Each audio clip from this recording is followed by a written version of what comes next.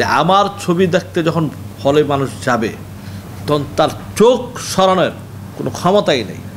ছোট সিনেমা হলে কখনোই আমি রিলিজ করবো না। আমি আজকে সাক্ষাৎকার বা কথা বলার কোনো প্রিপারেশনই আমার ছিল না।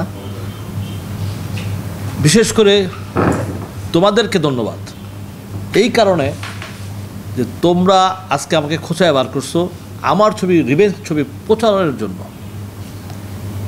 এটা সত্যি আমি আমি কিন্তু তোমাদের কাউকে ফোন দিইনি, আজকে তোমরা আমাকে ফোন দিচ্ছ যে ইকবাল ভাই আমরা আপনার রিভেঞ্জ ছবি নিয়ে কথা বলতে চাই। এই যে তোমাদের ভালোবাসা, এই ভালোবাসাটাই আমার কাছে অনেক বড় একটা ব্যাপার। এর জন্য বিশেষভাবে আজকের এই ধন্যবাদটা শুধু তোমাদের জন্য। রিভেঞ্জ তো তার গতিতেই চলবে। রিভেঞ্জ নিয়ে মোটামুটি যারা রিভেঞ্জ তো আমার অনেকে দেখছে, ফুল মুভি অনেকে দেখছে, দেখার পরে কাদিয়া সাহেব থেকে দেলোয়ার জাহান থেকে খসরু থেকে সবাই কিন্তু রিভেঞ্জ সম্বন্ধে বলছে যে রিভেঞ্জ ছবিটা কেমন হয়েছে। বাকিরা দর্শক যাক, দর্শক যদি দেখুক, দর্শকদের বিচার করুক। দর্শক বিচার করলে ইনশাআল্লাহ আল্লাহর রহমতে রেজাল্ট ভালো হবে। দর্শক ঠকবে না এবং দর্শক বলবে বহুদিন পর একটা বাংলা ছবি দেখলাম। আমার প্রত্যেকটা ছবি কিন্তু আমি টোটালি চেঞ্জিং রাখি, কারণ সেই ঘোতানাত্মক ছবি কিন্তু আমি এখন বানাই না। আমি এটা পছন্দ করি না, কারণ কি সিনেমা কিন্তু এখন খুব কম্পিটিশন, বড় কম্পিটিশন। সেই কম্পিটিশনের মাধ্যম দিয়ে আমাকে সিনেমা বানাইতে হবে।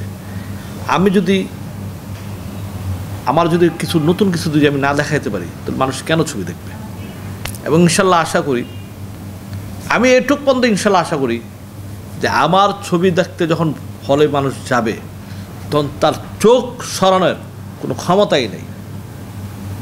উনি যত বড় শক্তিশালী হোক, যত বড় মনের শক্তিশালী মনে যে না আমি এইসব ড্যাম কি আর হ্যান ত্যান, কিন্তু আমার এই ছবিটা দেখার পরে মায়া লেগে, মায়াতে, ভালোবাসায় সে চোখ অন্য দিকে সরাতে পারে না। কোন সিনের পরে কী হচ্ছে, কুয়ের পরে কী হচ্ছে সেটা বলার কারো ক্ষমতা নাই। যেখানে আমাকে অনেকে ট্রেলার দেখে বলছে যে ভাই মনে হয় রওশনের ডবল পার্ট, আমি হাসতেছি। আবার অনেকে বলছে না রওশনের কিন্তু সিঙ্গেল পার্টি। এই যে ট্রেলারতে একটা দ্বিধাদ্বন্দ্ব আমি লাগায় রাখছি, এইটাই একজন ডিরেক্টরের অনেক বড় একটা পাওনা। যেই কারণে আমি ট্রেলারের কথা, গানের কথা সব কিছু শোনার পরে ভালো লাগছে। যাক, ট্রেলারটা তো অন্তত কেউ ধরতে পারে নাই, ঠিক আছে, এটা আমার একটা সাকসেস আমি মনে করি। না আমার কোনোদিনই কোনো বড় হল ঝামেলা হয় না। এই ফার্স্ট একটা মুভি, সেটা ডেড বডি, এইটা 13-14টা ছবি আসছে। আমি ওটা আমার রিলিজটা ছিল ব্যাড রিলিজ, যেই কারণে গরম, তারপর ঈদের 2 সপ্তাহ পরে মানুষ ছবি আসলে দেখে না, কারণ ঈদের তো আনন্দ ফুর্তি করে মানুষের ঘরেই ঢুকে গেছে। তারপর মানুষ কাজে লাগছে, লাগছে, যেই কারণে এটা নিয়ে আমার আর কোনো ঝামেলা নাই। রিভেঞ্জ হল হচ্ছে, কিন্তু আমি কালকেও আমি কোনো ছোটো সিনেমা হলে রিলিজ করবো না, কারণ আমি আগেও বলছি এখনও বলি ছোটো সিনেমা হলে কখনোই আমি রিলিজ করবো না। রিলিজ করে করবো পরে, যে ঈদের ভিতরে যে কটাই হলো, বড় কয়েকটা হলো করবো। আর আমার সিনেপ্লেক্স সব আছে ইনশাল্লাহ, এটা নিয়ে আছে। সমাজের কাছে মেসেজটা অবশ্যই আছে যে ক্ষমতা থাকলে, ক্ষমতা এবং টাকা এই দুজন যার কাছে থাকে তারা চাইলে কি না করতে পারে, রিভেঞ্জ তার পুরো। এবং ওইভাবে আমি ধরে তুলছি। আমি আজকে ক্ষমতায় আছি, আমি একজনকে যা খুশি আমি তা করতে পারতেছি। আমার টাকা আছে, আমি যা খুশি আমি তা করতে পারতেছি। এই জিনিসটা মানুষ দেখলে অন্ততপক্ষে বুঝবে যে দিন শেষে যে এই ক্ষমতার উৎস এবং টাকার উৎসটা কোত্থেকে আসে, কীভাবে আসে, এই ছবিটা মানুষ দেখতে বুঝতে হবে ইনশাআল্লাহ। তো আমি তো সবসময় এটা মনে হয় সবাই জানে যে আমার প্রত্যেকটা ছবিতে নতুন একটা জুটি থাকেই, এটা সবাই জানে। আমার প্রত্যেকটা ছবিতে এমন আছে।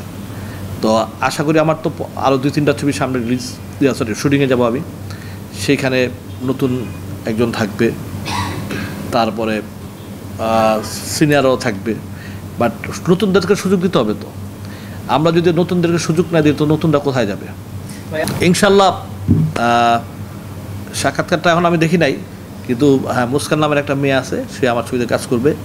এবং ইনশাল্লাহ তাকে আমি অলরেডি বলছি যে তুমি তোমার ক্যামেরা ফেস এত সুন্দর, মেয়েটার আমি ক্যামেরা ফেসগুলো আমাকে যখন পাঠাইছে, ক্যামেরা ফেসগুলো আমার খুব ভালো লাগছে। এবং আমি বলছি তুমি নাচ, তারপরে অভিনয়, গান শিখো, আমি ইনশাল্লাহ তোমাকে আমি ছবিতে কাজ করবো। এটা এটা এটা একটা ডিরেক্টরের কাছে, এটা এটা এটা এটা কি আমি বলি, এটা হলো ডিরেক্টরের কাছে, নির্মাতার উপর। আমি চাইলে কাজ করতে পারি, এটা সম্পূর্ণ আমার ব্যাপার। আমি যদি স্মার্ট থাকি, আমি যদি মনে করি যে না নতুন, আমি নতুন নিয়ে কাজ করছি না, আর হে নতুন নিয়ে ডেড বডি তো সবই ম্যাক্সিমাম নতুনই, ঠিক আছে, কাজ করছি না, না নতুনদেরকে তো সুযোগ দিতে হবে। এই আমি আমি আমি তো চাই যে ইন্ডাস্ট্রিতে একটা নতুন মেয়ে আসুক, ইন্ডাস্ট্রিতে একটা নতুন ছেলে আসুক, হ্যাঁ, নতুন একটা ভিলেন আসুক, নতুন বাপ। আমরা এখন বাপ মাই খুঁজে পাই না, বড় ভাই খুঁজে পাই না, নাই ইন্ডাস্ট্রিতে। তো আমি এগুলো চাই, এই জন্য আমি চেষ্টা করছি যে আমি আর নতুনদেরকে নিয়ে যদি আমরা সুযোগ না দিতে কে দিবে? অতএব নতুনদের অবশ্যই সমস্ত, আমি আমার ছবির কথা বলতেছি, আমি সমস্ত ডিরেক্টর এবং সমস্ত প্রডিউসারদেরকে বলবো যে আপনারা নতুন নায়ক নায়িকার জন্ম দেন এবং সুযোগ দেন। আমি এটাই বলব। এখন সেটা হলো তাদের ব্যক্তিগত ব্যাপার। এখন তারা যদি সিরিয়াসলি হয়, তারা যদি কাজের প্রতি ভালো মনোবল দেয়, তাহলে তো অবশ্যই ভালো হয় মনে করি। আবার এমন আছে নতুনদেরকে, যেমন আমি এর আগে 2টা ছবিতে কাজ, তারা 2-1টা ছবি করে, কেউ একজন দুবাই চলে গেছে, কেউ একজন আমেরিকাতে চলে গেছে বিয়ে শাদী করে, এমনও দেখছি। কিন্তু যারা কাজ করতে চায়, তারা রিয়েলি যারা কাজ করতে চায়, তারা সিনেমা সহজে ছাড়তে চায় না।